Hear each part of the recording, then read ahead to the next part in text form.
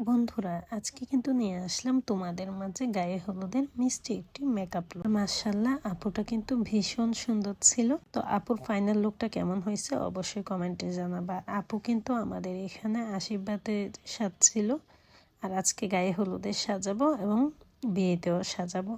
3 দিনে 3টা লুকে আমি তোমাদের সাথে শেয়ার করব। আমাদের এখানে কাজগুলো কেমন লাগে অবশ্যই বলবা। যারা ঐশী বিউটি পার্লারের সার্ভিস নিতে চাচ্ছ চলে আসতে হবে ঐশী বিউটি পার্লারে।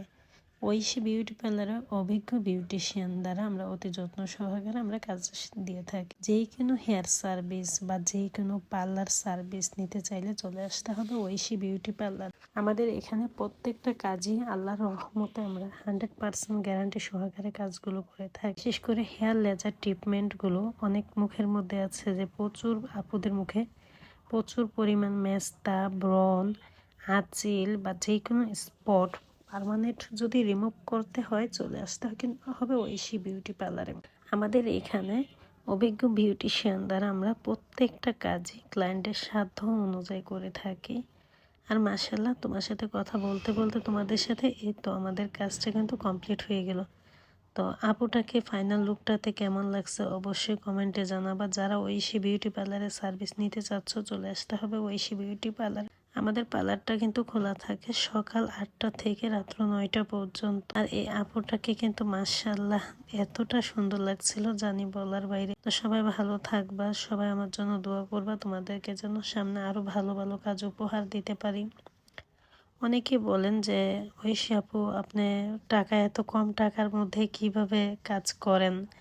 আসলে কি, আমি সবসময় চেষ্টা করি আমি অল্প বাজেটে ক্লায়েন্টের সাধ্য অনুযায়ী কাজ করার জন্য। এই যে একটা ক্লায়েন্ট আসবে, আমি তাকে যে তার উপর জুলুম করব যে না আপনি এই বাজেটে না এই বাজেটে করেন, এটা না সেটা, ওই রকম না। আমি চেষ্টা করি তাদের সামর্থ্য অনুযায়ী কাজ করার জন্য। আর আলহামদুলিল্লাহ, তাই তো তোমাদের ভালোবাসার সাপোর্ট আজকে আমি এতটুকু। আজ আমি দেখতে দেখতে কিন্তু দেখা গেছে আমার পার্লারের বয়স 13 বছর শেষ হয়ে গেছে, 14 বছরে পাড়া দিলাম।